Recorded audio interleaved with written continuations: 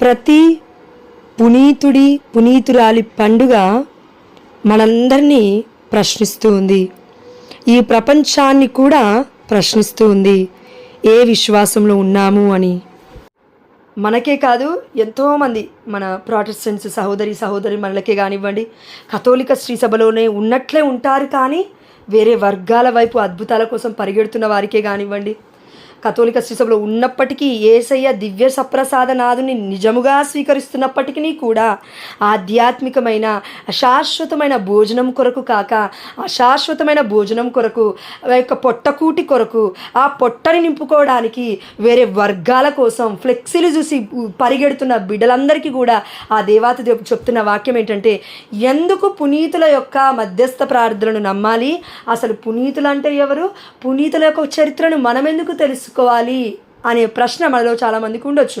కాబట్టి హెబ్రీలకు రాసిన లేఖ 13వ అధ్యాయం 7వ వచనం ఇలా సెలవిస్తూ ఉంది. హెబ్రీలకు రాసిన లేఖ 13వ అధ్యాయం 7వ వచనం. ఇక్కడ 13వ అధ్యాయం మనం తెరవగానే ఒక హెడ్డింగ్ ఉందండి. అక్కడ దేవుణ్ణి సంతోషపెట్టు విధానము. దేవుణ్ణి సంతోషపెట్టు విధానం. దేవుణ్ణి ఎలా సంతోషపెట్టాలి మనం ఆలోచిస్తే, ఆ వాక్యాలన్నీ అక్కడ చదివి అయిపోయిన తర్వాత, ధనాపేక్ష నుండి మనం మరలాలి. 5వ వచనం చదువుతాను. ధనాపేక్ష నుండి మీ జీవితములను దూరముగా ఉంచుకొనుడు, ఉన్నదానితో తృప్తి చెందుడు. ఏలైనా నేను మిమ్ము ఎప్పుడూ విడువను, ఏనాటికి ఎడబాయను అని దేవుడు చెప్పెను. చూడండి, మొట్టమొదటి అంశము పరిశుద్ధాత్మదేవుడు పునీతుడి గురించి మాట్లాడమంటే ధనం గురించి మాట్లాడుతున్నాడు. ఎందుకు? ధనాపేక్ష నుండి మీ జీవితమును దూరముగా ఉంచుకొనుడు. ఎవరైతే దరిద్రుడుంటాడో తప్పక పునీతుడవుతాడు. నిజం ఇది. దరిద్రమైన జీవితాన్ని జీవించిన వాళ్ళు మన పునీతులే.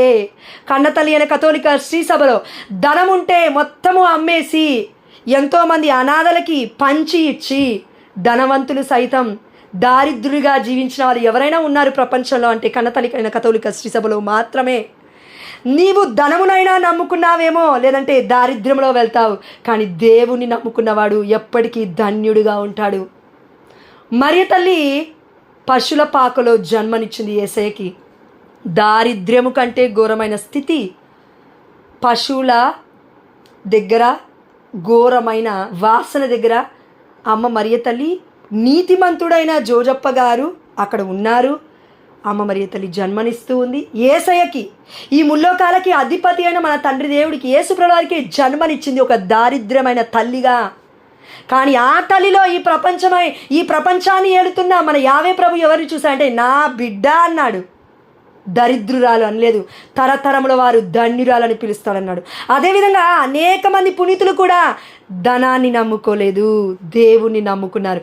ధనాన్ని అమ్ముకున్నారేమో కానీ దేవుణ్ణి అమ్ముకోలేదు. స్టేజీల మీద నిలబడడానికి దేవుణ్ణి అమ్ముకోలేదు. కుటుంబాలు తరతరాలు వారి ఫుడ్ తినడానికి, ఆధ్యాత్మికమైన ఫుడ్ కాదది, శారీరకంగా వారి కడుపును నింపుకోవడానికి దేవుణ్ణి అమ్ముకున్నారు. కానీ దేవుని అమ్ముకున్నారు కానీ వాళ్ళని వారిగా త్యజించుకొని దేవుని అనుసరించలేకపోయారు. మొన్నటి రోజున వాక్యం చూసాము, ప్రణీత అక్క చెప్పినప్పుడు, ఎవరైతే తాను త్యజించుకొని దేవుని అనుసరిస్తాడో వాడు ధన్యుడండి. త్యజించుకొని అంటే ఏంటి? అన్ని వ్యామోహాలు పక్కకు పెట్టాలి, అన్ని వ్యామోహాలు. కాబట్టి ఈరోజు దేవుడు ఏం చెప్తున్నా అంటే, మనకి గాస్పల్స్లో సువార్తలో కూడా ఉంది, ధనముని దేవుణ్ణి కొలవలేవు. దేవుడు ఏదైనా వాక్యం చెప్పాడంటే అది నిజం బిడ్డ. నువ్వు ధనము ఒకవైపు పెట్టుకొని దేవుని ఒకవైపు పెట్టుకొని ధనము కావాలి దేవుడు కావాలన్నావంటే అవసరతలు ఓకే, దేవుడికి తెలుసు. దేవుడు అన్నాడు కదా మత్తయి 6:33లో, మొదటిగా నా నీతిని నా రాజ్యాన్ని వెతుకుడు, అన్నీ మీకు అనుగ్రహింపబడతాయి. మీరు అడగకముందే దేవుడికి మీకు ఏం కావాలో తెలుసు. మనము ఏం అడుగుతున్నామో దేవుడికి తెలుసు, ఏం అడగబోతున్నామో మీకు తెలుసు. ఇప్పటివరకు అక్క ప్రార్థించింది కదా, దేవుడు ఒకే రీతిగా ఉంటాడు, నిన్న నేడు రేపు ఒకే రీతిగా. దేవులో మార్పు లేదు, మనలో ఏవో మార్పులు ఉన్నాయి. అందుకే కన్నతల్లి అయిన కథోలిక శ్రీసభలో పునీతులు దేవుడు ఎందుకు లేవనెత్తాడంటే, చచ్చిపోయినప్పటికీ శవాలను లేవటలేదు. దారిద్ర్యమైన జీవితంలో జీవించారు, ధనాన్ని మొత్తం పక్కకు పెట్టి దేవుడే నాకు సమస్తం అని బిడ్డలు జీవించారు. కాబట్టి ప్రొటెస్టెంట్స్ వర్గాలలో, ఈ యొక్క డినామినేషన్స్లో నువ్వెవరిని చూడవు. ఎక్కడా కూడా చరిత్రలో నువ్వు వెతికితే 2000 సంవత్సరాల నుంచి యేసయ్య చనిపోయినప్పటి నుంచి కూడా ఇప్పటికీ కూడా ఏ ప్రొటెస్టెంట్ సహోదరి మనల్ని కన్నతల్లి అయిన కథోలిక శ్రీసభ ఫ్రమ్ పోప్ రోమ్ దగ్గర నుంచి ప్రపంచానికి ప్రకటించిన పేరు ప్రొటెస్టెంట్ సంఘాలలో ఒక్కరిది కూడా లేదు. కానీ కన్నతల్లి అయిన కథోలిక శ్రీసభలో 10,000 మంది కంటే ఎక్కువగా ఉన్నారు. ఎందుకు? ఏం జరుగుతుంది? నీవు మరణించినను జీవవంతుడివి. ఈ నిరీక్షణ నిన్ను నన్ను బ్రతికించగలుగుతుంది. ఈ నిరీక్షణ నిన్ను నన్ను కథోలిక శ్రీసభలో ఉండేలాగా చేస్తుంది. ఈ నిరీక్షణ ఆ దేవాతి దేవుడు ఒకటి అన్నాడు, ఒక మాట ఏమన్నాడంటే, ఎవరైతే నా శరీరమును భుజించి నా యొక్క రక్తమును పానము చేస్తాడో వాడు అంత్య దినమనందు లేపబడతాడు.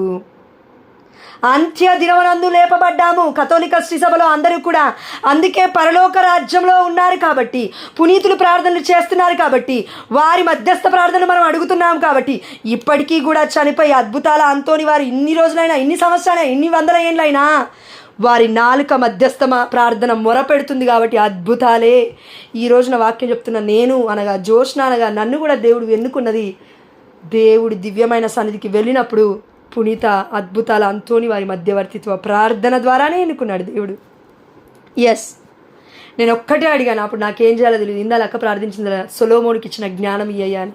నేను దేవుని ఒకటే అడిగాను, అయ్యా నాకు తెలీదు ఏం జరగబోతుందో, ఇద్దరమే ఉన్నాం గ్రూప్లో, నువ్వేం చేస్తావు నిశ్చితం, కానీ నాకు జ్ఞానం కావాలయ్యా, ఈ లోకంలో ఏది వద్దు కానీ నాకు జ్ఞానం కావాలి అని అడిగినప్పుడు అప్పటికి బైబిల్ చదవలేదండి నేను. పరిశుద్ధాత్మ ప్రేరణ అది. పరిశుద్ధాత్మ దేవుడికే సమస్త ఘనత మహిమ ప్రభావం చెడుగాక. అడిగినప్పుడు ఆ దేవాదేవుడు ఎవరిని చూపించాడంటే అంతోని వారి మధ్యస్థ ప్రార్థన అడుగు అని మా అమ్మ అనారోగ్యంలో ఉన్నప్పుడు ప్రేరేపించాడు. మా అమ్మ అనారోగ్యంగా ఉండకపోతే ఆ రోజు దేవుడి యొక్క సన్నిధికి నేను వెళ్ళేదాన్ని కాదు. ఇప్పుడు అక్క ప్రార్థించింది కదా, మాకు అనారోగ్య సమస్యలు, అప్పుల బాధలు ఇవన్నీ మా మంచి కొరకే అయ్యా, లేకపోతే నిన్ను తెలుసుకునే వాళ్ళం కాదు. చూడండి, ఇవన్నీ మన మంచి కొరకే. ఇప్పుడు బాధపడతావు, ప్రతి కీడుని కూడా దేవుడు మేలుగా మారుస్తాడు. ఆమె హల్లెలూయా. అలానే పునీతుల గురించి ఎందుకు తెలుసుకోవాలంటే, ధనాపేక్ష లేదు వారికి, దారిద్ర్యంలో ఉన్నారు, జైళ్ళల్లో లేఖనాలు రాశారు, దేవుడి చిత్తము చేయడానికే బ్రతికి చచ్చారు వాళ్ళు. కానీ ఎప్పుడూ కూడా నేను బ్రతకాలి, నా పేరు బ్రతకాలి, నా పేరు ప్రతిష్టలు ఎక్కడ పోయినా స్టేజ్ల మీద, నేను మైక్ల మీద మాట్లాడాలని ఏ పునీతుడు కోరుకోలేదు. అలా ఒక పునీతుడైన మన పునీత అంతోని వారే, పాదువాపురి అంతోని వారే బాసాను దోముతుంటే కిచెన్లో ఒక గురువు, ఒక పెద్ద బిషప్ ఆ యొక్క సభలో రాకపోయేసరికి బాసాను దోముతున్నాడు కదా అన్నారండి, పిచ్చోని పిలవండి అన్నారు. అక్కడ ఆ పిచ్చోని పిలవండి, దేవుడి పిచ్చోని పిలవండి మాట్లాడతారని ఎవరన్నారు ఆ మాట? పరిశుద్ధాత్మ ప్రేరణ ఇచ్చాడు కానీ పిచ్చోడు అని ఆ వ్యక్తి అన్నాడు. ఆయన మాట్లాడేసరికి ఆనాడు 3,000 నుండి 5,000 మందికి మారు మనస్సు పొందారు అని మనకి పేతురు బోధన తెలుసు. కానీ ఇప్పుడు అంతోని వారి బోధన మనం చూస్తున్నాం. ప్రతి మంగళవారం ఎవ్వరు ఆపినా ఆగదు ఆయన యొక్క కీర్తి. ఎందుకంటే దేవుడు వాగ్దానం ఇచ్చాడు కదా, ప్రియమైన బిడ్డ, మనం బ్రతికేటప్పుడు నీవు ఈ లోకాన్ని త్యజించి నన్ను ఫాలో అయితే ఏమొస్తుంది అని ఆనాడు పేతురు గారు అడగలేదా? అయ్యా నేను మాకున్నవి మొత్తం విడిచిపెట్టాను, పేతురు గారు ఎస్పెషల్, నా భార్యని విడిచిపెట్టాను, నాకు సమస్తం ఉన్నాయా విడిచిపెట్టాను, నిన్ను ఫాలో అవుతున్నాను, నాకేమిస్తావు? పరలోక రాజ్యంలో నీకు నీతి కిరీటము వెయిట్ చేస్తుంది. పౌలు గారు కూడా మనతో అన్నారు, నా కొరకు పందెపు బహుమానము వెయిట్ చేస్తూ ఉంది. బహుమానం పేరు నీతి కిరీటము. ఈ కిరీటము దర్శన గ్రంథం 12వ అధ్యాయంలో మరియ తల్లి యొక్క తలపైన 12 నక్షత్రములు గల కిరీటం ఉందంటే నమ్మరు. దేవుడు పెట్టాడమ్మా దర్శన గ్రంథంలో. దర్శన గ్రంథం ఏంటి? దేవుడి దేవాలయం, దేవుడి లోకము, నూతన యెరూషలేము. అక్కడ యోహాను గారు, దేవుడి ప్రియమైన శిష్యుడు, చూస్తూ ఉన్నాడు ఈ దర్శనాన్ని, ఇది లిఖించి ఉన్నాడు. ఇలా జీవిస్తే మన జీవితాలు ఎలా ఉంటాయి మరి? ధనాపేక్ష కాకుండా దేవుడే నాకు సర్వస్వం పట్టుకుంటే ఎలా ఉంటాయో ఈరోజు ఆ దేవాదేవుడు చెప్తున్నాడు, నేను మిమ్ము ఎప్పుడూ విడువను. ఈ ప్రపంచం మొత్తం విడిచిపెడుతుందండి. సర్టెన్ టైం వస్తుంది. ఆ పునీతుల ఘోరమైన, పునీతులు కాకముందు వారి యొక్క పరిస్థితి చెప్పాలా? వారి యొక్క పరిస్థితి ఏంటో తెలుసా మనకి? కుటుంబం వద్దంటది, లోకం వద్దంటది, ఈ లోకం మొత్తం వేరు చేస్తుంది. ఆ బిడ్డలు అప్పుడు ఏమనుకుంటారంటే, వామ్మో దేవుని అనుసరిస్తే ఇంత ఘోరంగా ఉందేంటి, చచ్చిపోతే అయిపోయేది కదా అనే సమయంలో అక్కడి నుంచి కూడా ఆ యొక్క శ్రమల గుండా కూడా దేవుడు ఒక్కొక్కసారి అలో చేస్తాడు ఆ బిడ్డల్ని. అలో చేసినప్పుడు నాకు దేవుడు తప్ప ఇహమందు పరమందు ఎవరూ లేరు అని ఏ బిడ్డ అయితే పట్టుకొని నిలబడతాడో, అనేక మంది కథోలికేతరులు డినామినేషన్స్ వస్తాయి, అనేక మంది ప్రొటెస్టెంట్ సంఘాలు లేస్తాయి, అనేక మంది అన్యులు లేస్తారు, వేరే ముస్లిమ్స్ లేస్తారు, వేరే వర్గాలు లేస్తాయి, అన్నీ లేస్తాయి, మతాలు అనబడుతున్నవి మాత్రం. కానీ నేను మతము కాదు, నేను ప్రేమ అని ఈ లోకానికి ప్రకటించిన, మార్గము అని ప్రకటించిన మన యేసయ్య ఉన్నాడు కాబట్టి, క్రైస్తవులు అని ఆంతియోకియాలో మొట్టమొదటిగా పిలిచారు కాబట్టి, ఇప్పుడు మనందరం క్రైస్తవులం కాబట్టి, మనల్ని ఆ దేవదేవుడు ఎన్నుకున్నాడు కాబట్టి విడిచిపెట్టడు. అందరూ విడిచిపెడతారు. పునీతులు ఎందుకయ్యారంటే ప్రజల్ని పట్టుకొని అతుక్కున్నప్పుడు కాదండి, ప్రేమని పంచారు, ద్వేషాన్ని రుచి చూశారు, సమస్తాన్ని ఇచ్చారు, సమస్తము కోల్పోయేలాగా మాటలు అంటారు, నిందలు అవమానాలు పంచగాయాలు పొందుకున్న పునీత పాడ్రే పియో గారిని కూడా అనరాని మాటలు ఈ లోకం అన్నది. ఎవరో బయటలు కూడా కాదండి, మన కథోలిక శ్రీ సభలో ఉన్నవాళ్ళు కూడా అన్నారు, ఇది నాటకమేమో, ఇది బూటకమేమో, పంచగాయాలు నిజంగా పొందుకోలేదేమో అని 6 నెలలు దర్యాప్తులు చేశారు. 6 నెలలు ఆ యొక్క వైద్యులు వచ్చి మొత్తం పరీక్షలు చేశారు. పంచగాయాలను పొందుకున్న పునీత పాడ్రే పియో గారి మీద బ్లడ్ శాంపిల్స్ తీసుకొని, ఇది సాధారణంగా కనబడట్లేదండి, అవును ఇది అర్థం కావట్లేదు, దేనికి సంబంధించిన రక్తమో అర్థం కావట్లేదు అంటే, పునీత పాడ్రే పియో గారు పంచగాయాలు పొందుకున్న 50 ఏండ్లు గురుతత్వంలో ఉన్నారు. 50 ఏండ్లు. ఒక్క మాట, ఇందాకలో ఒక బిడ్డ ఎవరో బాధపడుతుంటే ఆ దేవాదేవుడు అన్నాడు కదా, ఆ బిడ్డకి స్వస్థత వచ్చిందని చెప్పమ్మా అన్నాడు. ఆ బిడ్డ స్వస్థత పొందుకోకపోతే, వామ్మో ఏంటి నా పరిస్థితి, ఇలా నొస్తుందేంటి నడుము, ఇలా నొస్తుందేంటి కాలు, ఇలా నొస్తుందేంటి తల, ఇలా ఏంటి నాకు జ్వరం ఇంత అయిపోయిందేంటి, వామ్మో నేను పడిపోతున్నానేంటి, వామ్మో నేను చచ్చిపోతున్నానేంటి అంటున్నాం కదా. మాటలు లేవు, మాట్లాడుకోవటాలు లేవు. యేసయ్య పొందిన పంచగాయాలు 9 గంటలు లేదంటే 3 గంటలు లేదంటే స్లీవ మీద ఉన్న 3 గంటలు ఆ పంచగాయాల నుండి రక్తము కారుతుంటే, తండ్రి నా ఆత్మను నీకు అప్పగిస్తున్నానని చెప్పిన యేసయ్య ఎక్కడా? యేసయ్యని అనుసరించిన పునీత పాడ్రే పియో గారు 50 ఏండ్లు కూడా పంచగాయాల నొప్పిని పొందుకున్న మన పునీతుడైన పాడ్రే పియో గారు ఎక్కడా? కరెక్ట్గా ఆలోచిస్తే యేసయ్య అంత గొప్పవారు కాదు, కానీ డెప్త్గా ఆలోచించండి, అసంభవం ఇది, అసాధారణం ఇది.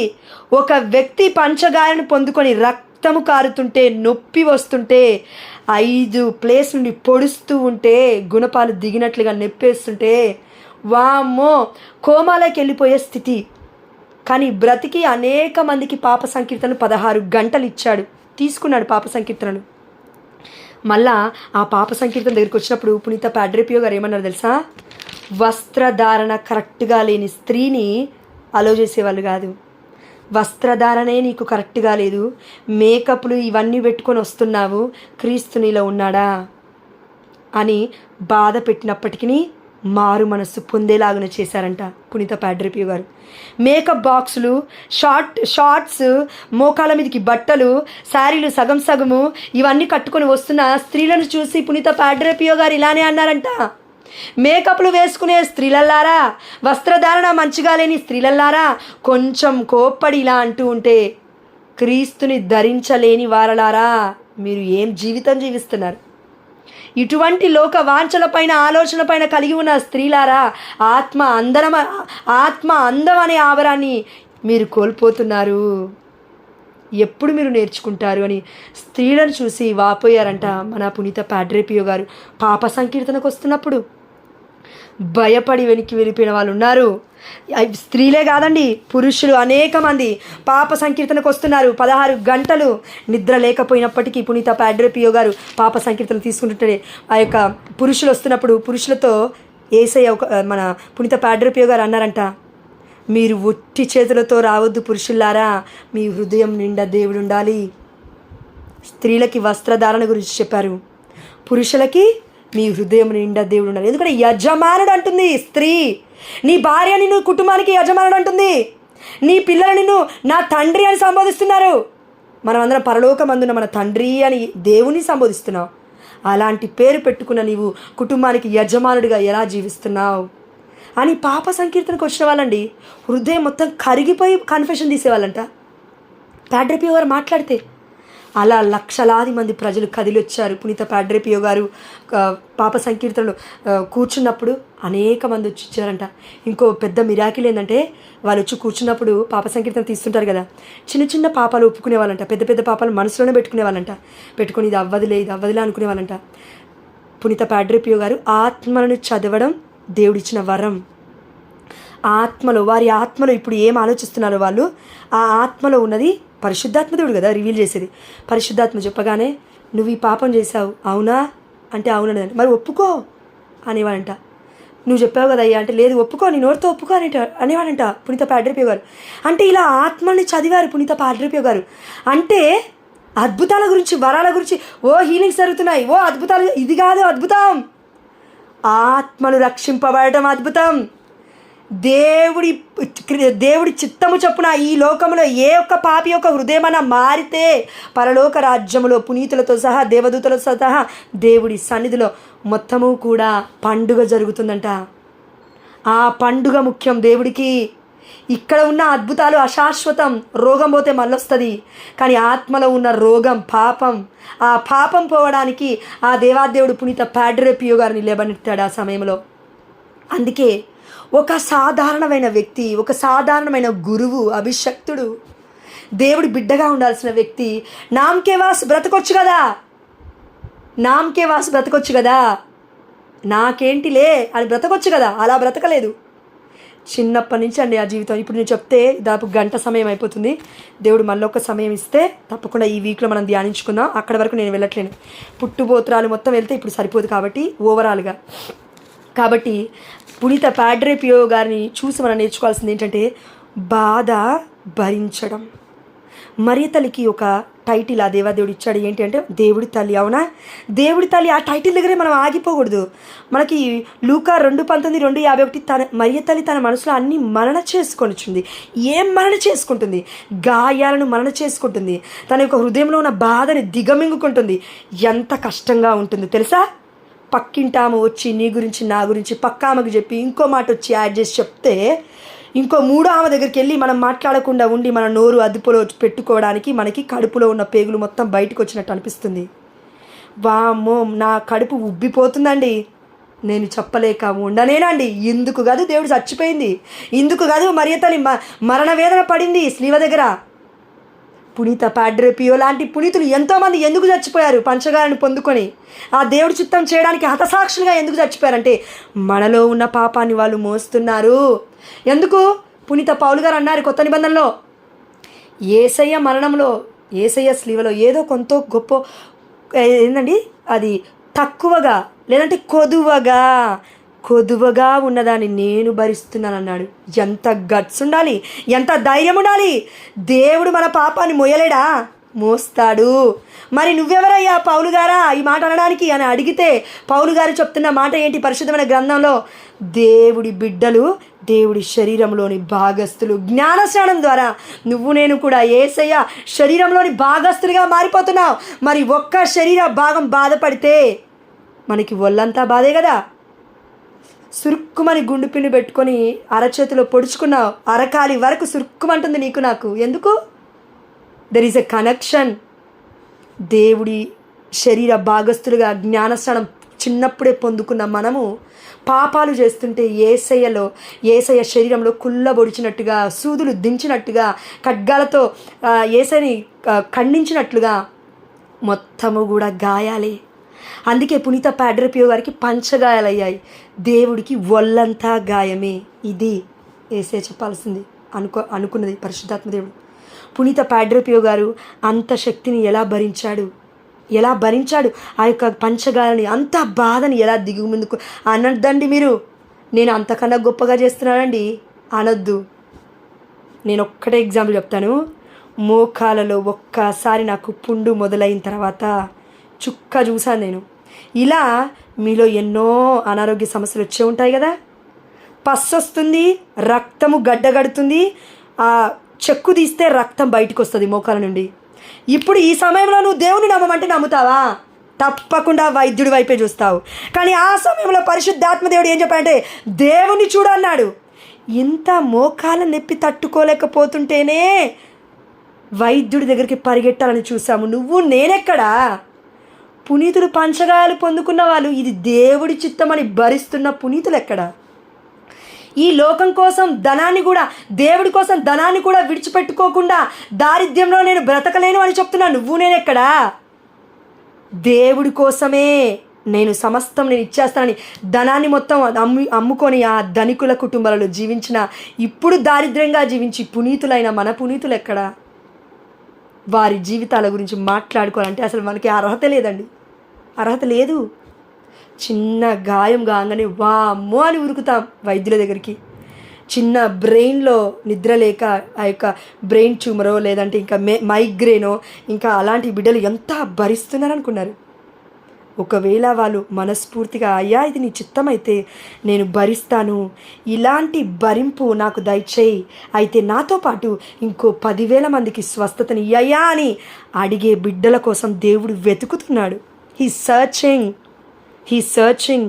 దేవుడు మనతో అన్నాడు కదా, నీవు మొదటిగా నా నీతిని నా రాజ్యాన్ని వెతుకన్నాడు దేవుడు నీతిని దేవుడు రాజ్యాన్ని వెతికితే పరలోకమందున్న మన తండ్రి పరమరహస్యాలు ఏంటి అంటే ఇదే అండి. నాలో నీవు భాగమైపోయావు బిడ్డ జ్ఞానస్నానం పొందుకున్నప్పుడు. అదే జ్ఞానస్నానం పొందుకున్న బిడ్డవు కాబట్టి నువ్వు బాధ పెడతా ఉంటే, పాపం చేస్తూ ఉంటే నా దేహమంతా బాధే, నా దేహమంతా కూడా కుచ్చినట్లుగా ఉంది ముళ్ళుతో. నా దేహమంతా కూడా అప్పుడెప్పుడో యూదులు, అప్పుడెప్పుడో రోమన్ సామ్రాజ్యం వాళ్ళు స్లీవ వేయడం కాదు, ఇప్పుడు ఈ ప్రపంచం నన్ను స్లీవ వేస్తూ ఉంది, ఇప్పుడు నన్ను పొడుస్తుంది. అయితే ఆ యొక్క బాధని భరించడానికి నా బిడ్డలు ఉన్నారు చూడు పునీతులు, వీళ్ళు కూడా అలాంటి బాధని కొంచెం భరించారు నాలో. ఎందుకంటే వారికి నేను ఒక మాట చెప్పాను, మీరు జ్ఞానస్నానం ద్వారా నాలో శరీరంలో భాగస్థులు అవుతున్నారు. అయితే నేను బాధపడ్డాను కాబట్టి నా బిడ్డలు కూడా బాధపడడానికి సిద్ధమైపోయారు.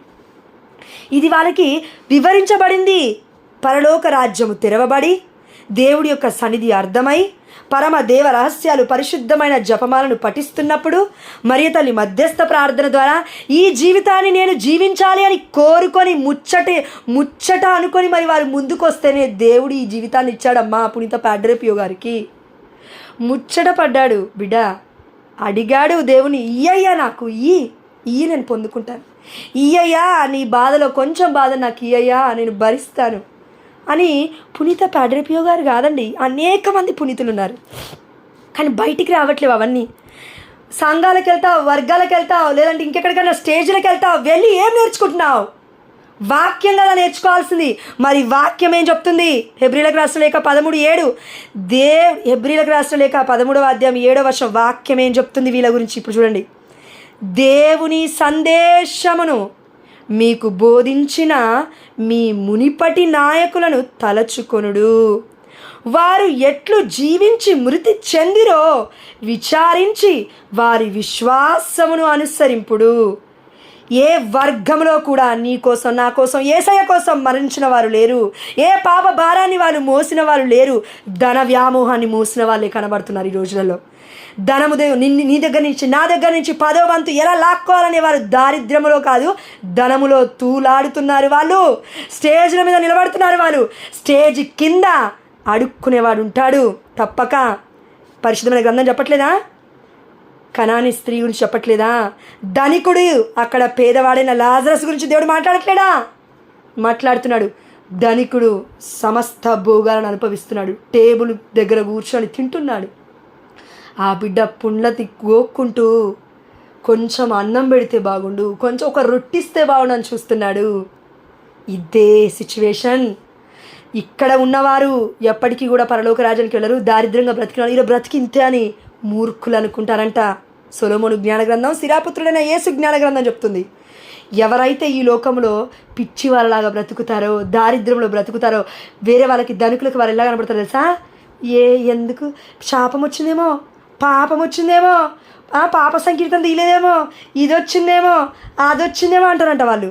వాళ్ళకి తెలియని రహస్యం ఏంటంటే దేవుడు చిత్త ఆ బిడ్డలు ఈ లోకంలో చేస్తున్నారు కాబట్టి దేవుడు పరలోక రాజ్యంలో అబ్రహాము ఒడిలో కూర్చోబెట్టుకున్నాడు లాజర్ని. పేదవాణ్ణి పుండ్లతో గొక్కుంటున్నాడు. యోబు గొక్కలేదా? ఎంతమంది లేరండి మన కనతలైన కథోలిక శ్రీ సభలో. ఆల్ఫోన్స్ అమ్మగారు చూడండి, ఆమె దేహం మొత్తము కూడా రోగాలే. ఒక రోగం కాదు, మలేరియా, డయేరియా, ఇంకేదో అంటారండి దాన్ని, ఇంకా లోపల ఏదో పేగులు మొత్తం కలిచి వేస్తున్నట్టుగా నొప్పి అంట. ఆ తల్లి మధ్యస్థ ప్రార్థన అడిగితే అందరికీ స్వస్థతలే. మొట్టమొదటి స్త్రీ ఆల్ఫోన్స్ అమ్మ భారతదేశంలో. ఆ స్త్రీ మధ్యవర్తిత్వ ప్రార్థన అడిగితే అదేంటి పాపాత్ములకి స్వస్థతలు రావడం ఏంటండి? దేవుడు కదా ఇవ్వాల్సింది స్వస్థత. ఆమె మధ్యస్థ ప్రార్థన అడిగితే ఎందుకు స్వస్థతలు అవుతున్నాయి? భరిస్తుంది బాధని, ఒక్క మాట కూడా నోరెత్తి పలకట్లేదు. దేవుని అంటాం కదా, మాట పలుకలేదా ఏ ప్రేమ, బదులు పలుకలేదా ఏ ప్రేమ. ఎవరి కోసం ఇదంతా? ఎవరి కోసం? నిజమైన నిత్య రాజ్యం ఒకటి ఉంది. ఆ రాజ్యం 1000 ఏళ్ల పాలన. ఇది ఒక్కరోజుతో సమానం ఈ లోకంలో. అందుకే దేవుడు అంటాడు, రిట్రీట్కి వెళ్ళొద్దండి, అక్కడికి వెళ్ళొద్దండి, ఇక్కడికి వెళ్ళొద్దండి అనే వాళ్ళకి సమాధానం ఒకటే. కీర్తన గ్రంథం 84:10, దేవుడి సన్నిధిలో ఒక్కరోజు ఉండుట 1000 దినముల కంటే శ్రేష్టము. అన్ని లైన్లలో ఒక్కరోజు ఉండుట దేవుడి సన్నిధిలో 1000 రోజులతో సమానం అంట. అన్ని రోజులలో మనం ఒక్కొక్కసారి ఒకరోజు వెళ్తాం. మనం అనుకుంటాము ఒకరోజు సబాత్ డే వచ్చింది, ఆ యొక్క మన ఏమంటారు సబాత్ డే, ఎస్ లార్డ్, దేవుడి యొక్క మందిరానికి వెళ్ళే రోజు ఆదివారం రోజున వచ్చింది, విశ్రాంతి దినం, నేను పాటించాలి, దేవుడి రోజు, దేవుడు అధిపతి ఉన్నాడు నాకు, నా కుటుంబానికి, ఇదంతా పక్కకు పెట్టి నేను వెళ్ళి పార్టీలకు వెళ్తాను. కానీ ఆ ఒక్క రోజులో ఎంత ఆశీర్వాదం కావాలో అంత ఆశీర్వాదం ఆ దేవాదేవుడు నీకు నాకు దివ్య బలి పూజ ద్వారా ఇస్తున్నాడు. ఎందుకంటే there is a sacrament, there is a healing, there is a die. దేవుడు చనిపోయాడు, అక్కడ మరణిస్తున్నాడు. కల్వరిగిరి కొండ మీద ఏదైతే జరుగుతుందో అది అక్కడ జరుగుతుంది, హోలీ ఆల్టర్ దగ్గర. ఆ సమయంలో అందుకే అనేక పునీతుల మధ్యస్థ ప్రార్థనలు సలపబడుతూ ఉంటాయి. ఈ ప్రార్థన మనము వాక్యం చెప్తున్నప్పుడు ఎవరికో అండి, అంతర్గతంగా మీకు పొద్దు నుంచి ఒక వామిటింగ్ సెషన్, పొట్ట నుండి ఒక విపరీతమైన నొప్పి, మంట ఉంది. ఆ దేవాదేవుడు మిమ్మల్ని స్వస్థపరిచాలని చెప్పమని చెప్తున్నాడు. మీరు వాక్యం వింటున్నప్పుడు ఇది జరిగింది. Amen, hallelujah, thank you Jesus, praise you Lord. కాబట్టి దివ్యమైన ఆ యొక్క దివ్యమైన సన్నిధిలో ఆ దేవాదేవుడి దగ్గర ఆల్టర్ ఉంది. There is no stage, it's not a stage, అది ఒక ఆల్టర్. అది దేవుడి యొక్క దివ్య సప్రసాదము, నాదుని స్వీకరించే దివ్యమైన బలి పూజలో దివ్య విందు పాల్గొనడానికి అక్కడ బలి జరుగుతుంది, అక్కడ సాక్రిఫైస్ జరుగుతుంది, అక్కడ యేసయ్య యొక్క గొర్రెపిల్ల విందు వలె వధింపబడుతున్నాడు. అనేక మంది బిడ్డలు వచ్చి ప్రార్థనలు చేసినప్పుడు స్వస్థతను పొందుకొని పోతారు. ఏ స్టేజ్ దగ్గర పోయి నువ్వు స్వస్థతను అడుగుతున్నావు? ఇవ్వడు దేవుడు. ఇచ్చిన అది 2 రోజులే, ఇచ్చిన అది 3 రోజులే, ఇచ్చిన అది 4 రోజులే.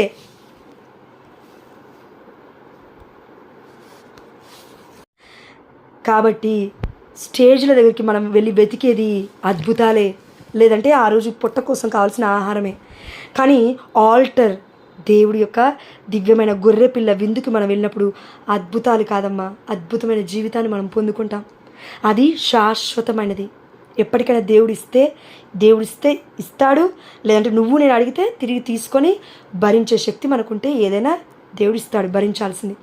మనం అడగండి విల్లింగ్లీ, మనం మనస్ఫూర్తిగా, పంచగాయాలే కాదు, చచ్చిపోవడమే కాదు, మరణించడమే కాదు, దేవుడి మహిమార్థము ఏది అడిగినా దేవుడు చేస్తాడండి. కానీ అది ఆ ప్రార్థన దేవుడి మహిమార్థమై మనం చేస్తున్నామా? దేవుడికి మహిమ ఎక్కడైనా వస్తుందా? కొంచెమైనా ఆలోచించగలగాలి. ఇప్పటి నుంచి మన ప్రార్థనలో మనం ఈ యొక్క ఆత్మ పరిశీలన కలిగి జీవించాలని పునీత పాడ్రే పియో గారి యొక్క మధ్యవర్తిత్వ ప్రార్థన ద్వారా దేవుడు మనకి చెప్తున్నాడు. ఆత్మలను చదవటం పునీత పాడ్రే పియో గారికి ఆ దేవుడిచ్చిన వరం. ఒకే సమయంలో 2 చోట్ల కనబడి దివ్య బలి పూజను అర్పించడం ఇంకా గొప్ప వరం అండి. ఒక గురువు ఒకే ప్లేస్లో ఒకే టౌన్లో కానీ, ఒక దేశంలో కానీ, ఎక్కడైనా కానీ ఒకేసారి దివ్యమైన బలి పూజను అర్పించగలుగుతాడు. కానీ 2 దివ్య బలి పూజల్ని 2 సమయాలలో అర్పించే శక్తిని పొందుకున్నాడంటే బలిపీఠం దగ్గర, ఆల్టర్ దగ్గర ఏదో తెలుసుకున్నాడు పునీత పాడ్రే పియో గారు. ఏంటది? తనకి 15 ఏండ్ల సంవత్సరము, 15 ఏండ్లు వయస్సు వచ్చినప్పుడు, 15 ఏండ్లు, 1-15 లేదంటే 1-17 అనుకుంటాను. ఆ సమయం వచ్చినప్పుడు 7 ఏండ్లు 7 ఏళ్ల జీవితం మొత్తము దివ్య బలి పూజ మీద స్టడీ చేశాడంట. అసలు దివ్య బలి పూజ అంటే ఏంటి, అసలు ఇందులో ఏం జరుగుతుంది, నేనేం నేర్చుకోవాలి అని గురువు అవ్వకముందే ఈ యొక్క ప్రయాస, ఈ యొక్క ఆత్మదాహము ఆ దేవాతి దేవుడు మన పునీత పాడ్రే పియో గారిలో నింపాడు. అది తెలుసుకొని తెలుసుకొని తెలుసుకొని ఎక్కడి వరకు వెళ్ళాడంటే గురువు అయిన తర్వాత పంచగాయాలను పొందుకునేంత వరకు వెళ్ళాడు. మామూలు విషయం కాదు.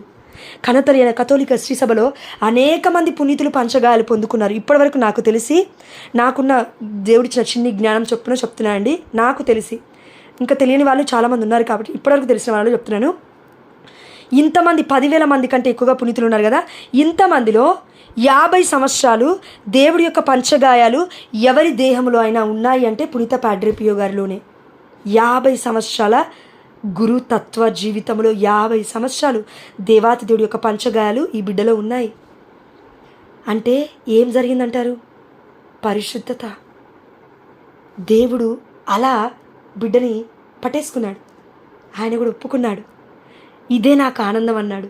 కానీ ఒక కోరిక కోరాడంట మన పునీత పాడ్రే పియో గారు. అయా, నేను బలిపీఠం దగ్గరికి వెళ్ళా, ఎక్కడికి వెళ్ళినా మరి నన్ను బయటికి రాణిస్తలేరు, మొత్తమే స్టాప్ చేసేసారు పునీత పాడ్రే పియో గారిని.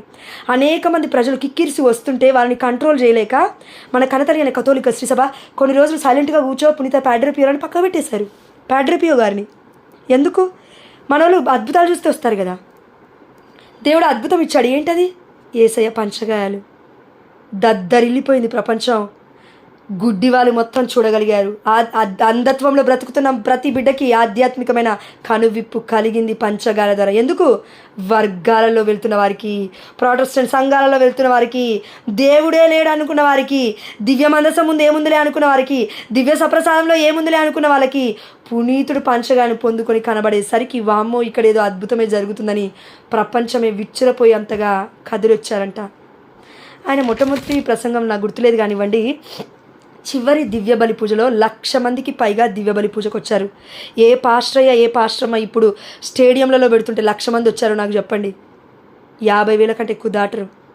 ఇక్కడున్నాయి, చరిత్రలో ఉన్నాయి ఆధారాలు, చరిత్రలో ఉన్నాయి. నువ్వు నేను బ్రతికితే ఇలా ఉంటుంది, మంచి జీవితం బ్రతికితే ఇలా చూపిస్తాడు దేవుడు. ఇది సత్యం, ఇది నిత్యమైనది, ఇది తప్పక జరుగుతుంది. ఆమేన్, హల్లెలూయా. దేవుడు చెప్తున్నాడు, వారి పవిత్ర శరీరాన్ని చనిపోయిన తర్వాత బయట పెట్టినప్పుడు 8 లక్షల కంటే ఎక్కువగా అనేక ప్రదేశాల నుంచి కదిలొచ్చారు. ఎక్కువగా ఇటలీ దేశం నుండి వచ్చారు. 8 లక్షల మందిని ఎట్ ఏ టైం నువ్వు చూడగలుగుతావా? చిన్న చీమలు పురుగుల్లా కనబడతారు. ఈవెన్ మనం పైనుండి ఆకాశం నుంచి చూసినా కూడా, ఏరోప్లేన్ నుండి చూసినా కూడా కనబడరు వాళ్ళు. 8 లక్షల మంది ఎక్కడ ఏ ప్రొటెస్టెంట్ సంఘాలలో ఉన్నారో చెప్పండి. మరి కథోలిక శ్రీ సభ, క్యాథోలిక్, ఇట్స్ యూనివర్సల్, ఇది ప్రపంచవ్యాప్తంగా ఉంది. రోమ్లో పోపు గారు ప్రకటిస్తేనే పునీత పాడ్రే పియో గారికి వచ్చిన పేరు పునీత పాడ్రే పియో గారి పట్టం. ఇది ఇవ్వాలి అంటే ప్రొటెస్టెంట్ వర్గంలో ఉండి ఆ 100 మందికి 5,000 మందికి నువ్వు వాక్యం చెప్తే, నువ్వు చెప్పింది ఆ రోజు వాక్యం కాదు, అద్భుతాల గురించి చెప్పావు. దాని తర్వాత వారి కడుపు నింపడానికి నువ్వు వాక్యం ద్వారా కడుపు నింపలేదని నీకు తెలుసు కాబట్టి, వాక్యం వారి యొక్క కడుపును నింపలేదని నీకు తెలుసు, వాళ్ళకి తెలుసు కాబట్టి అక్కడ ఉన్న అన్నము పెట్టి పంపిస్తున్నావు. నువ్వు భౌతికమైన ఆహారం పెట్టి పంపిస్తున్నావు. కథోలిక శ్రీ సభ అది చేయట్లేదు. ఒక పూట పెట్టినా పెట్టకపోయినా తిండి. యేసయ్య 3 రోజుల తర్వాత 5,000 మందికి ఆహారం పెట్టాడు. మరి 3 రోజులు యేసయ్య నిద్రపోయాడా? అవును, నిద్రపోయాడు. నిజంగానే. ఎలా నిద్రపోయాడు? వారి గుండెలో నిద్రపోతున్నాడు, వాక్య రూపంలో నిద్రపోతున్నాడు. అందుకే యేసయ్యకి కాన్ఫిడెన్స్ ఉంది, యేసయ్యకి నిజం తెలుసు, అన్నీ తెలుసు యేసయ్యకి. అందుకే 3 రోజులు ఆహారం పెట్టకపోయినా కూడా ఈ బిడ్డలు ఎవరైతే వాక్యం కోసం ఉంటారో, సత్యం కోసం నిలబడతారో వారికే నేను అన్నీ ఇస్తాను, సమకూరుస్తానని 3వ రోజున మొత్తము కూడా ప్రసంగం అయిపోయిన తర్వాత ఈ యొక్క అశాశ్వతమైన ఈ లోక ఆహారం పెట్టాడు. అప్పటి వరకు శాశ్వతమైన ఆహారం వాక్యాన్ని పెడుతూ పోషిస్తూ 3 రోజులు అక్కడ వారు పచ్చి గడ్డి మీద కూర్చునేలాగా చేశాడు యేసయ్య. మన జీవితాలంతే. పచ్చి గడ్డి మీద ఉన్నాం మనం. కథోలిక శ్రీ సభ అనగా ఎండు గడ్డి మీద లేం మనం. పచ్చి గడ్డి మీద ఉండి నిజమైన సత్యమైన వాక్యం మనం వింటున్నాం. స్వస్థతలు జరుగుతాయమ్మా, జరుగుతాయి. Time, there is a grace. In his time దేవుడి సమయములో అద్భుతాలు జరుగుతాయి. అది వాళ్ళు క్యాష్ చేసుకుంటే, అది వాళ్ళు మంచిగా పట్టుకొని అమ్మా నీకు ఇది అద్భుతం జరుగుతుందంటే వాళ్ళెవరండి? ఇప్పుడు నేను ఉన్నానండి, మీకు చెప్తున్నాను ఏంటి, మీకోసం రోజు 24 గంటలు ప్రార్థన చేసి మీకు అద్భుతాలు జరిగాయి, లేదంటే మీరెవరో కూడా నాకు తెలియదు, గ్రూప్లో జాయిన్ అయిన నెక్స్ట్ డే మీకు అద్భుతం జరిగిందని చెప్తే జోష్న ఎలా ప్రార్థన చేసింది నీకోసం? ఆమె పుట్టి 30 ఏళ్ళు కూడా కాలేదు, అయితే 30 ఏళ్ళ నుంచి నీ గురించి ప్రేయర్ చేసిందంటావా? దేవుడు గొప్పతనం అమ్మ అది. దేవుడు పిలిపించుకున్నాడు వాళ్ళని పరిచర్కి. అందరినీ కథోలిక శ్రీ సభకి తీసుకెళ్ళండి, ఇది అశాశ్వతమైన ఆహారము, ఇది శాశ్వతమైన ఆహారం కాదు మీరు పెట్టేది, మీరు దివ్యమైన బలిపూజకి రావాలి అని వారికి దేవుడు చెప్తున్నాడు. కానీ వారి యొక్క చెవులు వినట్లేవు. ఎందుకు? ధనాపేక్ష.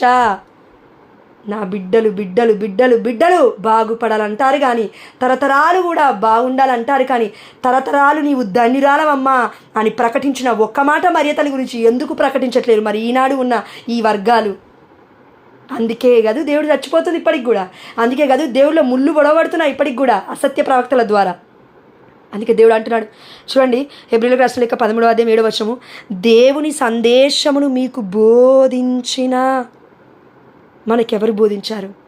కన్న తల్లి అయిన కథోలిక శ్రీసభ బోధించకుండా ఏ వర్గం మొదటిగా వచ్చి బోధించింది? అపోస్తలత్వంపై కట్టబడిన ఈ కథోలిక శ్రీసభపై ఉన్న మరణాలు, వారి యొక్క ఘోరమైన చావులే కదా మనకి ఆదర్శాలు.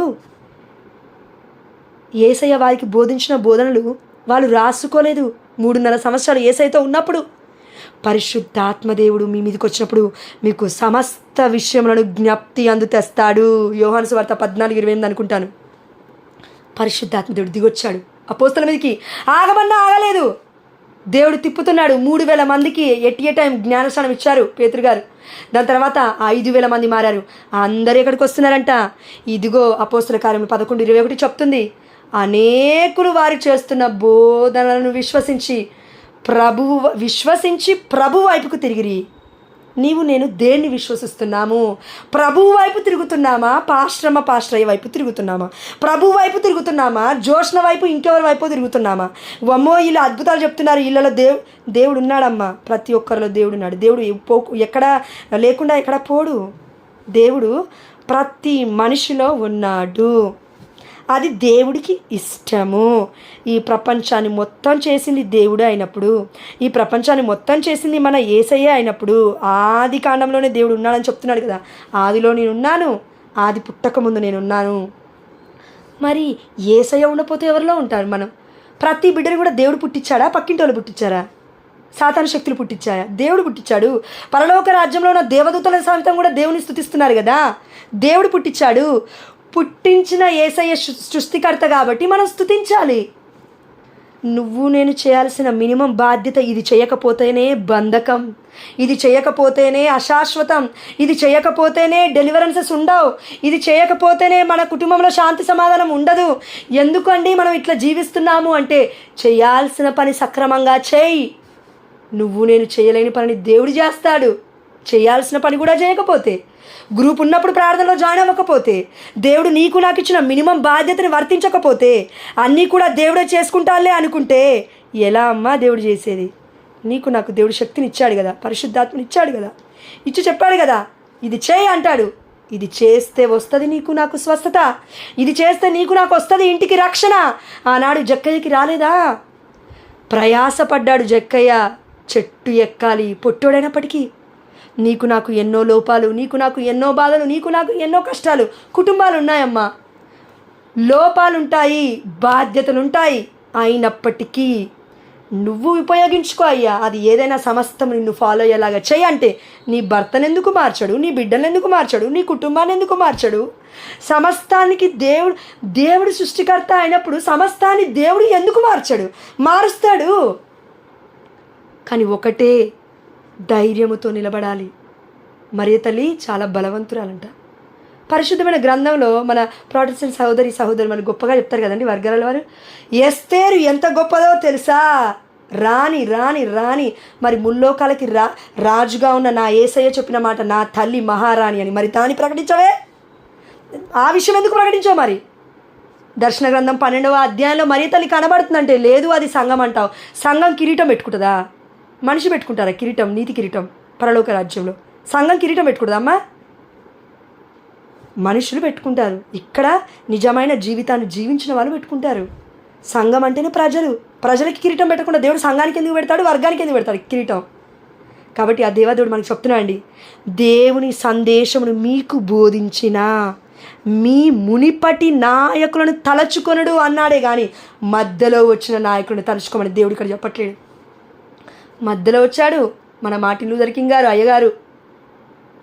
దేవుడు మొట్టమొదటి నుండి అపోస్తలతో ఉన్నాడు, మార్టిన్ లూథర్ గారితో లేరు. అందుకే పీటర్పై ఆ యొక్క కేఫా అనే రాతిపై దేవాదేవుడు సంఘాన్ని నిర్మించి మనల్ని కూడా ఇందులో పాలిభాగస్తులుగా చేసి స్వస్థతలు ఉన్నాయమ్మా, ఆత్మఫలాలు ఉన్నాయమ్మా, ఆత్మవరాలు ఉన్నాయమ్మా, కల్వరి జరుగుతుందమ్మా, క్రీస్తు యొక్క బలి అక్కడ జరుగుతుందమ్మా, దివ్య బలిపీఠం దగ్గర అనేక సకల పునీతుల మధ్యస్థ ప్రార్థనలు అక్కడ సలపబడుతున్నాయి. అందుకే అక్కడ నిజంగా మీరు నమ్మకపోండి, రక్తము ప్రవహిస్తూ ఉంటుంది. ఆమేన్, హల్లెలూయా. దివ్య బలిపీఠం దగ్గరే కాదండి, చుట్టూ మొత్తము మనము నడుస్తున్నామా, వెళ్ళి తీసుకుంటున్నామా దివస ప్రసాదాన్ని, వస్తున్నామా, రక్తం మీద అడుగులు వేస్తున్నాం మనం. యేసయ్య రక్తం అక్కడ కల్వరి నుండి కారింది. 14 స్థలాలలోనే కాదమ్మా, అదే స్థలము దేవుడి స్థలము, పరిశుద్ధమైన స్థలము, అతి పరిశుద్ధమైన స్థలము. There is altar. నువ్వు నేను ఒక టేబుల్ పెట్టుకొని ఆల్టర్ రండి నా ఇంటికి ప్రార్థిస్తా అంటే ఎలా వెళ్తావు? బుద్ధిహీనురాలం మనం అలా వెళ్తే. దేవుడి సంఘం కాకుండా వారి యొక్క అస్థికలపైన, వారి యొక్క మరణాలపైన కన్నతలైన కథోలిక శ్రీ కట్టబడి ఉంది. ఇది మనం మర్చిపోతే, పునీతులను మనం మర్చిపోతే దేవుడికి ద్రోహం చేసిన వాళ్ళమే అండి. గురుద్రోహం మంచిది కాదు, దేవుడు బాధపడతాడు చాలా. మనల్ని ఏం చేయడండి దేవుడు. నిజం చెప్పనా, ఇంత చేస్తున్నా కూడా మనము, ఇంత అన్యాయం చేస్తున్న కథోలిక శ్రీ సభకి, ఇన్ని మాటలు అంటున్న పరిశుద్ధమైన గురువులను దేవుడు మనల్ని కర్స్ చేయడు, శాపం చేయడు. ఎందుకు తెలుసా? Already he deliver us from he's death. దేవుడు మనల్ని అందరినీ మొత్తము కూడా విడుదల ఇచ్చేశాడు, పాప క్షమాపణ ఇచ్చాడు, పాపకి విమోచన ఇచ్చేశాడు, అన్నిటికీ కూడా స్వస్తి పలికాడు అంధకారపు శక్తులకి. కానీ నీలో నాలో ఉన్న అసత్యమే మనల్ని సత్యము చేస్తుంది. నీలో నాలో ఉన్న అపమార్గమే పోవద్దు అన్న చోటికి పోయి పొందుకోవద్దు అన్నదాన్ని పొందుకోవడం ద్వారా పాప మూట కట్టుకుంటున్నావు. రోజు రోజుకి నువ్వు నేను. ఏదో చేయొద్దు అన్నాడు దేవుడు, కానీ చేస్తున్నాం. చెయ్యి అన్నాడు దేవుడు, అది చేయట్లేమో. ఎవరైతే నా యొక్క దివ్యమైన శరీర రక్తాలను భుజించువాడు అంతిమ దినమున లేపుదును, అయోగ్యకరముగా కాకుండా యోగ్యకరముగా నన్ను స్వీకరించు అని నేను అంతిమ దినమున లేపుతా అన్నాడు. మరి స్వీకరించకపోతే లేపడనే కదా అర్థం. మన మార్టిన్ లూథర్ గారు పరలోక రాజ్యంలో లేరు, పునీతురాలికి కనబడ్డారు. అది సపరేట్ టాపిక్, మళ్ళీ మాట్లాడుకుందాం ఎప్పుడైనా. మార్టిన్ లూథర్ గారు ఈ యొక్క వేరే డినామినేషన్స్ చేశారు కదా, 4000 ఇంకెన్నో. ఆ మార్టిన్ లూథర్ గారు కింగ్ వేరే అండి, యాక్చువల్లీ ఆయన వేరు. ఈ మార్టిన్ లూథర్ గారు నరకలోకంలో ఒక పునీతురాలికి కనబడ్డారంట. దేవుడే ఆ దర్శన భాగ్యం ఆ పునీతురాలికి ఇచ్చాడు. ఎందుకు?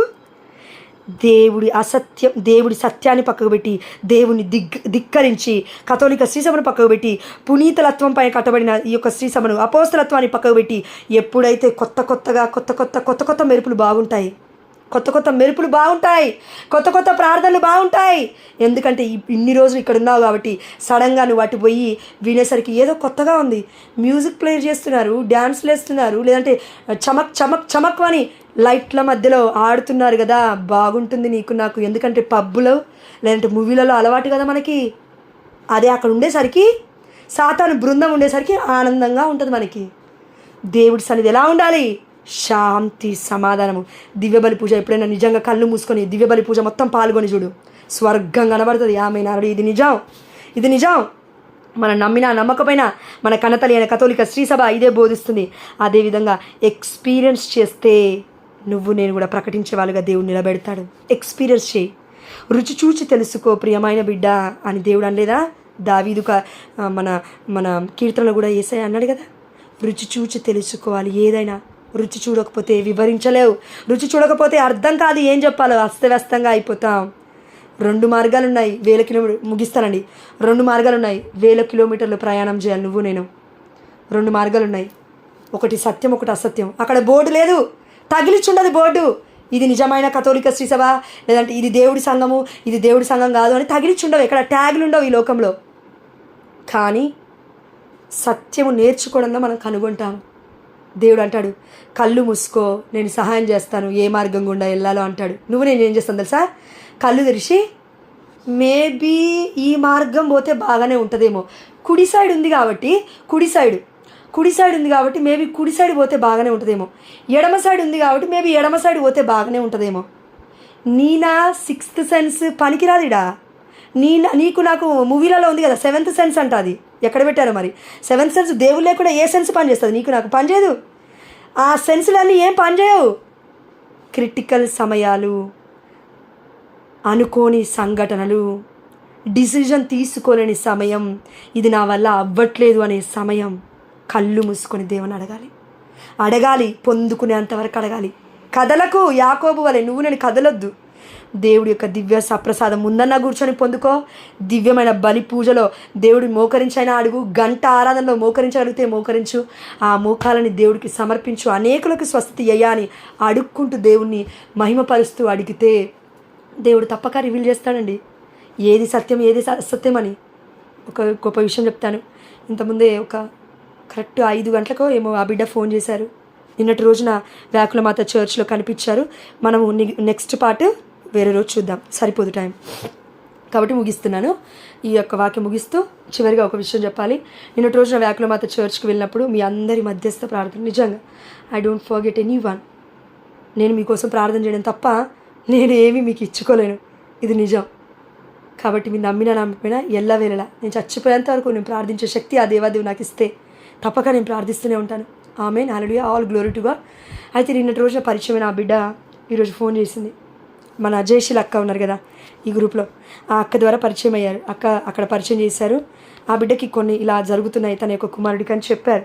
చెప్పిన తర్వాత ఇంటికి వచ్చాను నిన్నటి రోజున సాయంత్రం. శక్తి లేదు, ఫుల్ ఫీవర్లో ఉన్నాను. మీ అందరి ప్రార్థన తోడుగా ఉన్నాను, గట్టిగా నేను నమ్మాను, విశ్వసించాను. మరి తల్లి మధ్యస్థ ప్రార్థన తప్పక నాకు సహాయంగా ఉంటుంది, దేవుడి మహిమార్థం ఇది జరుగుతుందని విశ్వసిస్తున్నానా, యాక్సెప్ట్ చేశాను. అయిపోయింది. సాయంత్రం మోకరించి ఇక్కడ ప్రేయర్ చేస్తున్నానండి. ఇంటికి రాగానే 5:05 అవుతుంది. జయశీల అక్కకి నేను వాయిస్ మెసేజ్ పెట్టాను.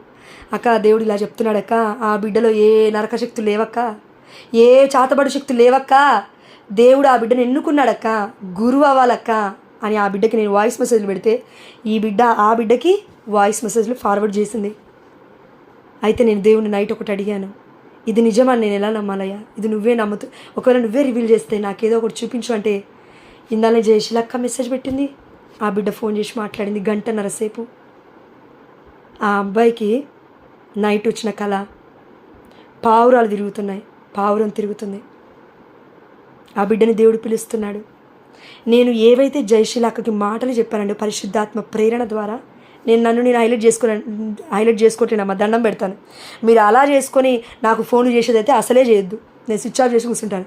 అట్లా కాదు, నేను చెప్పేది ఏంటంటే ప్రేరణ, there is a God's time, దేవుడు గ్రేస్ టైం, దేవుడు కృపా టైము ఆ బిడ్డ కుటుంబంలో వచ్చింది కాబట్టి, దేవుడు నన్ను అక్కడ కల్పించాడు కాబట్టి, నేను ప్రార్థన చేసుకున్నాను కాబట్టి, దేవుడు చెప్పాడు కాబట్టి చెప్పమన్నది నేను చెప్పాను. అయిపోయిన తర్వాత అవే యాజ్ ఇట్ ఈస్గా ఆ బిడ్డకి కలలు రావడం. ఆ బిడ్డ పేరు మెల్కీసెదెకు, కానీ భరత్ అనే పేరుని పెట్టారంట జ్ఞానస్నానంలో. మరి అయ్యగారులు ఎక్కడ తీసుకుపోయి జ్ఞానస్నానం ఇప్పించారో మరి. తండ్రి కథోలికుడు, తల్లి ప్రొటెస్టెంట్ సంఘము. ఈ 2 మార్గాలలో బిడ్డ దేన్ని ఎంచుకోవాలి? అందుకే దేవుడు స్వయంగా దర్శనాల ద్వారా ఆ బిడ్డతో మాట్లాడుతుంటే ఆ బిడ్డని ఎవరి దగ్గరకో తీసుకెళ్తే ప్రొటెస్టెంట్ సంఘంలో వర్గంలో వాళ్ళు అన్నారంట, సాతాను శక్తులు పనిచేస్తున్నాయి ఈ బిడ్డ మీద, అంధకారంలో ఉన్నాడు, నరక శక్తులు పనిచేస్తున్నాయి, లేదంటే బ్లాక్ మ్యాజిక్, దాన్ని ఏమంటారు బ్లాక్ మ్యాజిక్ని, ఎస్, చాతబడులు చేశాయి. ఎవరయ్యా నువ్వు ఆ మాట చెప్పడానికి? బిడ్డ నిండా కంప్లీట్గా హోలీ స్పిరిట్తో ఉన్నాడు. ఆ బిడ్డ వెనక చీకటి కనబడుతుంది, ముందు లైట్ కనబడుతుంది. దేవుడు చెప్తున్నాడు, ఈ బిడ్డ నా దగ్గరికి పంపించాను అంటున్నాడు దేవుడు. తల్లిదండ్రులకి అవిధేయత అడ్డం వచ్చింది అక్కడ, అసత్యం అడ్డం వచ్చింది అక్కడ. తల్లి ఏమో కాదంటది, తండ్రి ఏమో అవునంటాడు. ఈరోజు ఆ బిడ్డకి క్లారిటీ వచ్చింది. పక్కనే తన తల్లి దగ్గర ఉండి ఇవన్నీ వింటున్నాడు నేను చెప్తున్నప్పుడు. ఆ తల్లి అడిగింది నన్ను, మరి అతన్ని మీరు ఎందుకు పూజిస్తున్నారని అడిగింది. ఎక్కడుంది బైబిల్లో పూజించడం అక్క? ఎవరో వాక్యం చెప్పారు కదా మీకు ఇదంటే అవుననింది. బైబిల్ని నువ్వు నమ్ముతావు కదంటే అవును. బైబిల్లో ఉందా అమ్మ? బైబిల్లో ఉంటేనే నేను నమ్ముతానింది. అదే బైబిల్లోకి మనం వెళ్దామక్క, మరియ తల్లిని పూజించకూడదు అని ఉందా అంటే లేదనింది. మరియ తల్లిని ప్రార్థించకూడదు అని ఉందా బైబిల్ అంటే లేదనింది. మరి మరియ తల్లి గురించి ఏముందో తెలుసా నీకంటే తెలియదు అనింది. మరి అయితే కూర్చో 1 గంట సేపు నాకు టైం అన్నాను. దేవుడి వల్ల నాకు తల తిరుగుతుంది యాక్చువల్లీ ఆ సమయంలో. ఈరోజు దేవుడు కూర్చోబెట్టాడు, 1.5 గంట కూర్చోబెట్టాడు. 1:35, 1 గంట 35 నిమిషాలు ఆ బిడ్డతో మాట్లాడితే ఆ బిడ్డ అనింది, నీకు తెలిసిన విషయం నాకు తెలియదమ్మా అనింది. మంచి విషయం అక్క, ఒప్పుకున్నావు. అట్లా ఒప్పుకోవట్లేరు, బాధ అదే కదా. దేవుడికి గుణపాలు అందుకే కదా గుచ్చుతున్నారు మరి తల్లి గుండెలో. యేసయ్యకి అదే కదా బాధ. ధన వ్యామోహంతో బ్రతుకుతున్నారు కదా. దేవుణ్ణి చెప్పాలని కాదు, సత్యం బోధించాలని కాదు, వారికి అర్థమైంది బోధిస్తున్నారు వాళ్ళు. దేవుడు అర్థం చేపించాలని చేయట్లేరు. ఎక్కడుంది ఈ వాక్యం చూడండి, హెబ్రీ 13:7 మనం చదివాం కదా. దేవుని సందేశమును మీకు బోధించిన మీ మునుపటి నాయకులను తలచుకొనుడు. దేవుడు ఈ యొక్క బైబిల్లో మనకి ఇచ్చిన మునుపటి నాయకులు ఎవరు? అపోస్తలత్వము. దానిని మనం నమ్మట్లేం, కానీ మధ్యలో వచ్చిన నాయకుల్ని నమ్ముతున్నావు. అయితే వారు ఎట్లు జీవించి మృతి చెందిరో విచారించు. కన్నతలైన కథోలిక సిస్టంకి వచ్చి విచారిస్తావు కదా, ప్రీస్ట్ ఎలాంటి జీవితం జీవించాడు ఇంత ముందుకు, లేకపోతే వెనక ఎన్నో ఆస్తుల్ని జమ చేసుకుంటున్నాడు ప్రీస్ట్ అంటావు కదా. 5,000 కక్కుర్తి పడతావు ప్రీస్ట్కి ఇవ్వడానికి, బయటికి వెళ్ళి 50,000 ఇవ్వడానికి ఆలోచించావు నువ్వు. నేను దేవుడు అడుగుతున్నాడు, బిడ్డ నువ్వు సమాధానం చెప్పాలి తప్పక. గురువుకి 5,000 కూడా కాదు, 5 పైసలు ఇవ్వడానికి ఆ యొక్క విధవరాలు 2 పైసలు ఇచ్చింది, 2 కాసులు ఇచ్చింది. దేవుడు దీవించాడు. మలాకి గ్రంథంలో 10వ వంతు ఇవ్వమని దేవుడు చెప్పలేదు. ఈ యొక్క కొత్త నిబంధనలో నీకున్నది మొత్తం దేవుడు నీకు ప్రేరేపించిన రీతిగా అంతకంటే ఎక్కువ ఇవ్వన్నాడు దేవుడు. 10వ వంతు కాదు, అంతకన్నా ఎక్కువ ఇవ్వాలి. ఒక్కొక్కసారి గురువులు బాధలో ఉన్నప్పుడు, వారు చచ్చిపోయే సమయాలు వచ్చినప్పుడు వారికి గుండెలో గులపాలు దించకుండా, వారి మీద అవమానాలు నిందలు మోపకుండా మనం ఎలా జీవించాలని దేవుడు కోరుకుంటున్నాడంటే, కథోలిక శ్రీ సభలో నిజంగా దేవుడు ఉన్నాడు, గురువులో ఉన్నాడు, యాజకుడు, ప్రధాన యాజకుడు మన యేసయ్య. వారిని బాధ పెట్టొద్దు. పాస్టర్ అని ఒక్క మాట అనడానికి నీకు నాకు గట్స్ లేవు. స్టేజ్ మీద నిలబడడానికి ఒక్క మాట ఎదురు తినడానికి నీకు నాకు ధైర్యం లేదు. పిరికి మంద మనము. అలాంటి మనకి గురువు గురించి మాట్లాడే నోరు ఎలా వచ్చిందమ్మా నీకు నాకు? ఏమి మాట్లాడలేడు కదా అనా, సైలెంట్గా ఉన్నాడని కదా, వెనక ఏమి సంఘమేమి లేదనా, వెనక ఏమి వర్గమేమి లేదనా. అదే ఒక్క పాస్టర్ గురించి మాట్లాడితే 5,000 మంది మన ఇంటి మీదకి వస్తారు అనుకుంటున్నావు నువ్వు. నేను కథోలిక శ్రీ సభలో ఉండడం అంత ఈజీ కాదు, నిజమే కాదు, నిజంగా కాదు. ఈ సత్యమైన బోధనలు బయటికి వెళ్తే, మనం ప్రకటించడం బోధనలు పెడితే అనేక మంది వాళ్ళేం కదలరు, పాస్టర్లు కదలరు. వారు అనుకుంటారు చూడు, వెనక మాకు దేవుడు పాస్టరయ్యా, మాకు దేవుడు పాస్టర్ అంటారు చూడు, వాళ్ళు కదులుతారు చంపడానికి. అందుకు కాదు పునీతులు చచ్చిపోయింది, అందుకు కాదు థామస్ గారికి గుండెలో బల్లాన్ని దించింది, అందుకు కాదు మన అన్యుడైన మొన్న దైవ సహాయం గారు చచ్చిపోయింది, చంపేసింది బిడ్డని. ఎందుకు చంపాలనుకుంటున్నారు? సైలెంట్గా ఇంట్లో నోరు మూసుకొని ఖాళీగా కూర్చుంటే చంపేస్తారనుకుంటున్నారా? లేదు, ఆ సత్యానికి ఎదురు తిరిగి సత్యాన్ని బోధిస్తున్నప్పుడు చంపుతారు. ఆ సత్యం కోసం నిలబడగలుగుతావా? ఇది దేవుడు ఈరోజు నీకు నాకు పునీత ప్యాడ్రే పియో గారి ద్వారా మాట్లాడుతున్నాడు.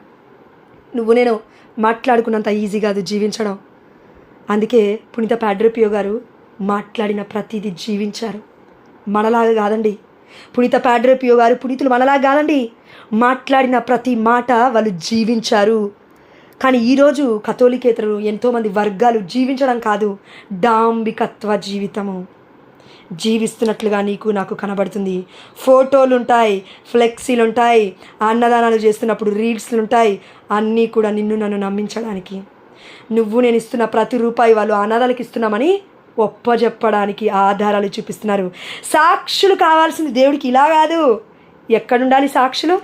దర్శన గ్రంథం 8వ అధ్యాయంలో మనం చూసాము. అక్కడ పునీతులందరి ప్రార్థనతో కలుపుటకు అతనికి ఎంతయో ధూపం ఇవ్వబడును. అక్కడ ఎవరున్నారు? దేవుడి సాక్షులున్నారు. ఎక్కడ చూడొచ్చు మనం ఇది? చూడండి, దర్శన గ్రంథం 6:9 చదువుతాను. అనంతరం గొర్రెపిల్ల 5వ ముద్రను విప్పెను, అంతటా దైవ పీఠము కింద స్టేజ్ కింద కాదు, ఇది పీఠము కింద ఆల్టర్ దేవుని వధింపబడుతున్న గొర్రెపిల్ల విందు దగ్గర వాళ్ళు ఉన్నారు. దైవ పీఠము కింద దేవుని వాక్కును ప్రకటించి విశ్వాస పాత్రులైన సాక్షులై తత్ఫలితముగా చంపబడిన వారి ఆత్మలను చూచితిని. పాశ్రయ ఆత్మలు తప్పకుండా 200%, 200 కూడా 1000% నేను రాసిస్తాను నీకు నాకు ఇద్దరికి కూడా. చచ్చిపోయేంత వరకు కూడా దేవుడు ఆధారాలు ఇస్తాను, నేను రాసిస్తాను. ఒక్కరు కూడా పరలోక రాజ్యం చేరరు, ఒక్కరు కూడా చేరరు. ఎందుకు తెలుసా? తెలియని వాడు తెలియకుండా చచ్చిపోయినా పర్లేదు, దేవుడు తీసుకెళ్తాడేమో పరలోక రాజ్యం, కానీ సత్యమైన వాక్యం తెలిసి కూడా ప్రకటించకుండా పరిశుద్ధాత్మని వాళ్ళలోనే అనగద్రొక్కి, సత్యాన్ని అనగద్రొక్కి, ధన వ్యామోహంతో అనగద్రొక్కి దేవుడి సత్యాన్ని ప్రకటించకుండా ఎవరైతే బ్రతుకుతారో వారు ఎట్టి పరిస్థితుల్లో అమ్మ మరియతని మోక్ష వాకిలి దగ్గర కూడా చేరలేరు వాళ్ళు తప్పక జరిగింది. ఇది నిజం.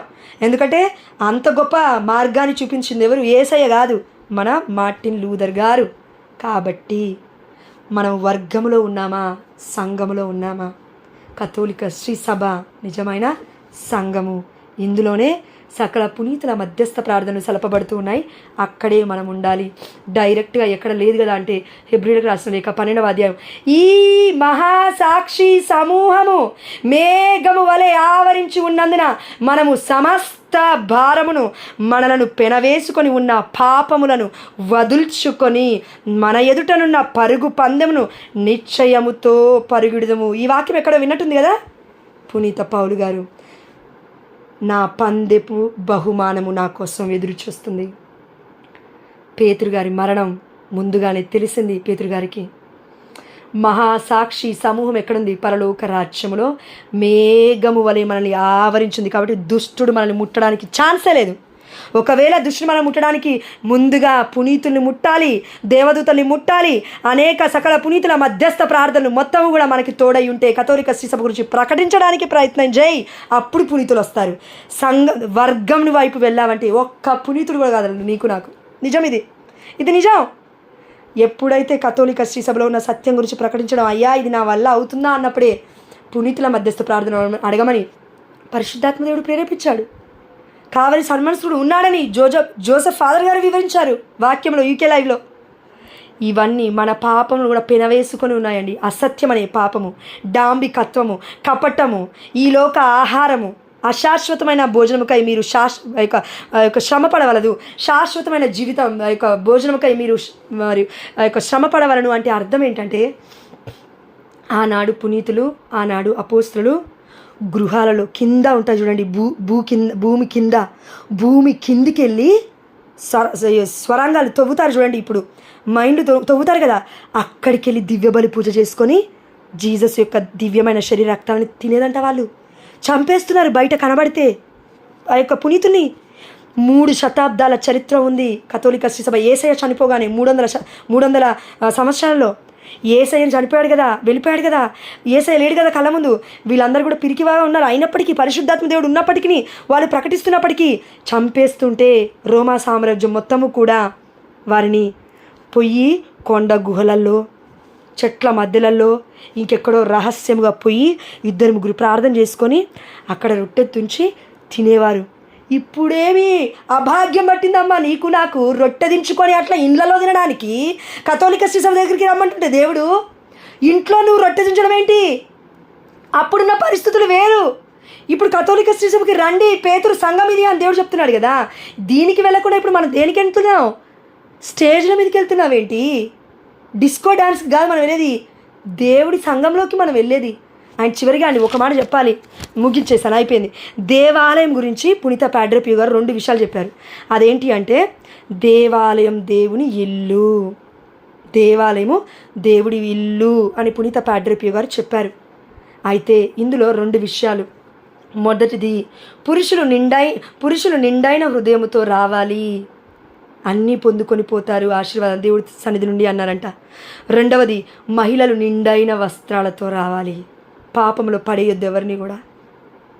కాబట్టి ఇది ఎక్కడ రాశారంటే పునీత మన పాడ్రే పియో గారు గురువుగా ఉన్నప్పుడు దేవాలయంకి వచ్చేవాళ్ళు దేవాలయం డోరు ముఖద్వారం దగ్గర పెద్దగా రాసి పెట్టారంట పునీత పాడ్రే పియో గారు.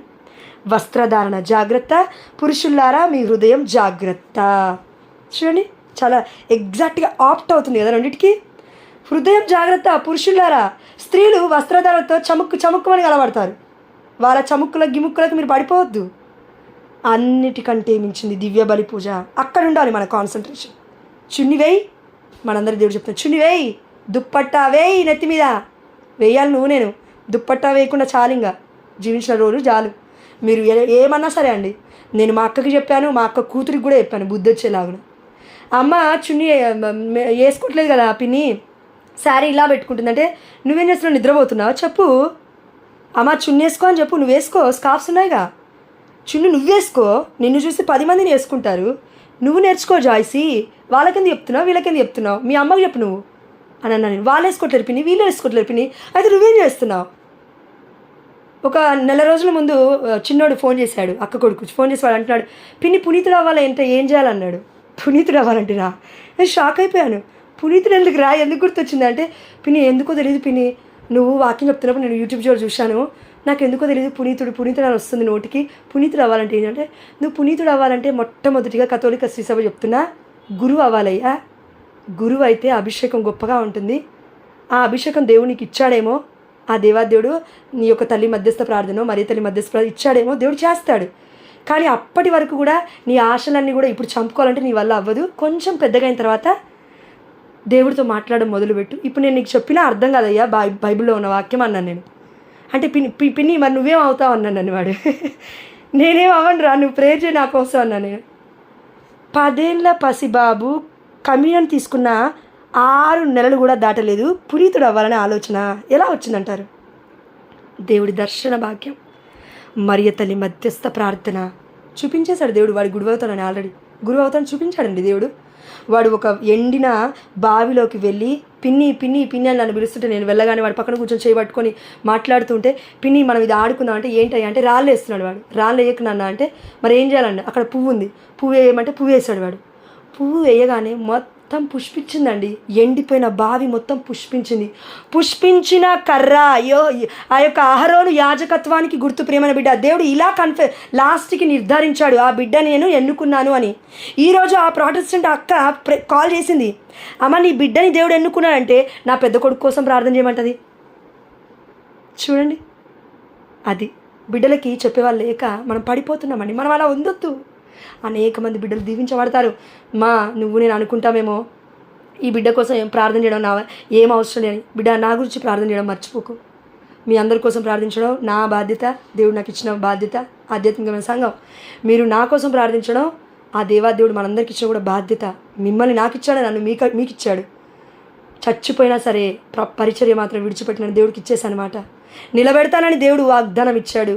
నేనన్నా పోతానేమో కానీ దేవుడు మాట మాత్రం పోదు. నా తర్వాత ఇంకా పుట్టిన వాళ్ళైనా కూడా నిలబెడతారేమో కానీ ఇది వర్గం కాదు, స్టేజ్ కాదు నిలబెట్టడానికి. దేవుడి సంఘం కథోలిక శ్రీసభలో గురువులు అవుతారు మన పిల్లలు. పాస్టర్లు వద్దమ్మా, వద్దు. నీకు ఒకవేళ అలాంటి హాలోజినేషన్లో అలాంటి ఊహలోకలు నువ్వు ఉంటే చంపేసే ఆ ఊహని. కథోలిక శ్రీసభలో ఉంటే జోష కూడా 5 నిమిషాలు టైం ఇవ్వలేదు, వాళ్ళకు కూడా ఇవ్వాలి అనుకోకు. కథోలిక శ్రీసభలో బిడ్డలుగా పంపి. ఎందుకంటే నేను అన్నాను కదా దేవుని, అయ్యా కథోలిక శ్రీసభకు వస్తే నన్ను చెయ్యా అని ఒకప్పుడు నేను అనుకున్నానే. కానీ ఒకవేళ నన్నయ్యి ఉంటే, ఒకవేళ నాకు అంత యోగ్యత లేదండి, మీ ముందు ఒప్పుకుంటున్నాను, నేను పాపాత్మురాల్ని, పదముల కంటే ప్రథముల్ని నేను. కానీ నేను ఒకటే చెప్తాను, అంత పాపాత్ములు ఇంకెవరు ఉండరేమో, అందుకే దేవుడు ఎన్నుకున్నాడు. అయితే ఒకవేళ నేను నన్నులోకి వెళ్ళుంటే ఇలా బయటికి నేను వచ్చేదాన్ని కాదు, ఇలా చెప్పేదాన్ని కాదు. ఇంకో విషయం, కథోలిక శ్రీసభ నుంచి బయటకు వచ్చి వాక్యం చెప్పాలంటే చాలా కండిషన్స్ అండి, రూల్స్ అండ్ రెగ్యులేషన్స్ ఉంటాయి. ఎందుకు తెలుసా, తప్పుదారి పట్టిస్తారేమో, ఈ ఒక్కరు 100 మందిని కదిలిస్తారు కాబట్టి పక్కదారి పట్టిస్తారు అని వారు అలో చేయరు. మొట్టమొదటిగా కొన్ని పరీక్షలు ఎదురవుతాయి, కొన్ని సంఘటనలు జరుగుతాయి, అప్పుడు అలో చేస్తారు, అప్పుడు ఇస్తారు పర్మిషన్. ఎందుకంటే పరిశుద్ధాత్మ దేవుడు పరలోకం నుంచి నీకు నాకు పర్మిషన్ ఇచ్చిన తర్వాత వాళ్ళెవరు ఇవ్వకుండా ఉండడానికి తప్పక ఇస్తారు. వాళ్ళు కూడా ఇవ్వాలి. ఎందుకు, దేవుడు వాళ్ళలో ఉన్నారు కాబట్టి. యాజకుడు దేవుడే, దేవుడి యొక్క పరిచర్య వాళ్ళు చేసే. మనమన్నా నా భర్త బాగుండాలి, నా బిడ్డలు బాగుండాలి, స్టేజ్లు ఎక్కాలి, మైకులు పట్టుకోవాలి, ఓ అని ఆడంబరాలు. కానీ వాళ్ళకి అలా ఉండదు. దేవుడి కోసం నేను ఇదే సంఘంలో, ఇదే 4 గోడల మధ్యలో ఇట్లనే చచ్చిపోయినా సరే ఈ బిడ్డలు బ్రతుకుల బాగుండాలి అని దివ్య బలి పూజ ఒక్కటి సమర్పించినా చాలు. ఆ రోజు నాకు నేను ధన్యుణ్ణి. ఆ రోజు నేను చచ్చిపోతే తప్పక దేవుడి యొక్క పరలోక రాజ్యానికి వెళ్తానని ఒక ధన్యత్వములో చనిపోకముందే వారు దేవుడి లోకాన్ని చూస్తున్నారు. గురువులు ఎక్కడా, ఇప్పుడిప్పుడే పుట్టుకొస్తున్న వర్గాలు ఎక్కడా, మన బ్రతుకులు ఎక్కడా. అందుకే ఆ దేవాదేవుడు అంటున్నాడండి, ఈరోజు పునీత పాడ్రే పియో గారి ద్వారా అనేక విషయాలు మనం నేర్చుకున్నాము. పరిశుద్ధాత్మ దేవుడు మాట్లాడిపించాడు. అదేవిధంగా చరిత్ర కూడా వీలైతే రేపైనా ఎల్లుండైనా తెలుసుకుందాం. ఎందుకంటే తెలుసుకోవాలి వాళ్ళ గురించి. చిన్నప్పుడే ఎంత ఆసక్తితో తెలుసుకుందాం రేపు. ఓకేనా? All glory to God. అయ్యా, ఇన్ని గొప్ప విషయాలు మాట్లాడిపించినందుకు నీకే సమస్త ఘనత, మహిమ, ప్రభావములు చెల్లిస్తూ ఇంకా చాలా విషయాలు ఉన్నాయి తండ్రి, నువ్వు ప్రేరేపిస్తూ ఉన్నావు. అయ్యా, ఈ సమయం మాకు సరిపోవట్లేదు కాబట్టి నీ చిత్తమైతే రేపైనా ఎల్లుండైనా తండ్రి అయ్యా, నీ మహిమార్థమై ఆమె మరియ తల్లి గౌరవార్థమై పునీతులకి ఇంకా ఇంకా గౌరవార్థకంగా అయా మా జీవితాలను వారి యొక్క అడుగుబాట్లలో అనుసరించాలి అని నువ్వు హెబ్రీలకు రాసిన లేక 13:7 చెప్పావు. ఎట్లు జీవించి వారు మృతి చెందురో విచారించి వారి విశ్వాసమును అనుసరించమన్నావే కానీ మధ్యలో వస్తున్న వర్గాల విశ్వాసాన్ని పట్టుకోమని నువ్వు చెప్పలే తండ్రి. ఇది మేము గుర్తుపెట్టుకొని కథోలిక శ్రీ సభను విశ్వసిస్తున్నాను, పునీతుల సంబంధ ప్రయోజనం విశ్వసించున్నాను, పాపముల మన్నింపును విశ్వసిస్తున్నాను అని చెప్తున్న పునీత పాడ్రే పియో గారి యొక్క మధ్యవర్తిత్వ ప్రార్థన ద్వారా మా పాపాలన్నీ తండ్రి ఇంకా మేము ఒప్పుకోలేని ఏమైనా ఉంటే అవన్నీ గుర్తు చేయవా యేసయ్యా. దయచేసి ఈరోజు ప్రత్యేకంగా మాతో కళ ద్వారా దర్శనాల ద్వారా మాట్లాడి అయా బిడ్డ ఆ యొక్క షీలా అక్క పరిచయం చేసిన సుభాష్ని అక్కడ మీకు సమర్పిస్తూ ఉన్నాను. తన కుమారుడు మెల్కీసెదెకు కానీ బిడ్డలు తెలిసి తెలియక మళ్ళీ భరత్ అనే పేరు పెట్టారు. ఎక్కడిచ్చారో తండ్రి నాకు తెలీదు ఆ యొక్క బాప్తిజమం. దయచేసి క్షమించి ఆ బిడ్డను దీవించి ఆ బిడ్డలు అనేక దర్శనాలు కళలు పొందుకొని ఆ బిడ్డ తల్లి తండ్రులకి ఎదురు తిరిగినా సరే తండ్రి, ఎదురు తిరగడం అంటే సత్యం కోసం దేవా, ఎదురు తిరిగినా సరే నీ సత్యం కోసమే నిలబడే ఒక ఆత్మ శక్తితో బిడ్డ నింపబడినగా కానీ తండ్రి ఆమె నలుయ నీ యొక్క అభిషక్తులాగా ఎంతోమంది ముందుకు రావట్లేరు దేవా నీ బిడ్డలుగా. కానీ ఆ బిడ్డ ముందుకు వస్తున్నాడు, అమ్మని అడుగుతున్నాడు, నాన్నని అడుగుతున్నాడు, అమ్మ నాకు ఇట్లా అవుతుందని. ఆ చిన్నారి బిడ్డ 20 ఏళ్ళే తండ్రి. దయచేసి ఆ బిడ్డని అయ్యా పిలుచుకొనైనా పిలుచుకున్నావు కానీ అయ్యా ఆ బిడ్డకి ద్వారములు చూపించు, కదలడానికి సింహాల నోళ్ళని మూయించునాయా. అయ్యా నీ పరిశుద్ధమైన పరిచర్యని పట్టుకోవడానికి ఆ బిడ్డకి అద్భుతమైన పరిశుద్ధాత్మ అగ్ని స్వభావముతో బిడ్డ నింపబడినగాకనైనా అనేకులు అడ్డం వచ్చిన కథోలిక శ్రీసభ వైపు పరిగెడుతున్న తండ్రి యాజకుడ గొప్ప అభిషేకాన్ని ఆ బిడ్డకి నువ్వు ఇచ్చినానని నేను విశ్వసిస్తూ పునీత జాన్ మరియా వియాని గారా మిమ్మల్ని చూపించాడు దేవుడు. నాకు ఎందుకో తెలీదు, మీరు ప్రార్థించమని మిమ్మల్ని అడుగుతున్నాను. ఆ యొక్క మెల్కీసెదెకు అబ్బాయిని దీవించి మీరు ఆ బిడ్డ కోసం ప్రార్థించి నా ప్రార్థనలు వినబడవు ఈ పాపతురాని ప్రార్థనలు. దయచేసి మీరు దేవుడి యొక్క లోకంలో ఉన్నారు కాబట్టి ఆ బిడ్డ కోసం మీరు ప్రార్థించి ఆ బిడ్డ సంపూర్ణంగా కథోలిక శ్రీసభలకు వచ్చి ఆ కుటుంబం మొత్తము కూడా సత్యమైన శ్రీసభలో రక్షణ పొందుకొని జీవించే కృపను ఆ బిడ్డకు దయచేయమని మీరు ప్రార్థించమని పునీత పాడ్రే పియో గారా మేము చేసిన ప్రతి ప్రార్థన మీ మధ్యస్థ ప్రార్థన ద్వారా పరలోక రాజ్యము చేరిందని విశ్వసిస్తూ యేసు అతి పరిశుద్ధమైన నామములో, ఉన్నతమైన నామములో, ఘనమైన నామములో ఇప్పటి వరకు బిడ్డలు ఉన్నారయ్యా. నిండు ఆశీర్వాదంతో గొప్పగా బిడ్డను అనేక మందికి దీవెనకరంగా మారుస్తామని నేను విశ్వసిస్తూ అడిగి బ్రతిమాలుకొనిచున్నాను నా ప్రియ పరలోకపు తండ్రి. Amen. Hallelujah. Thank you Jesus. Praise you Jesus. We adore you now.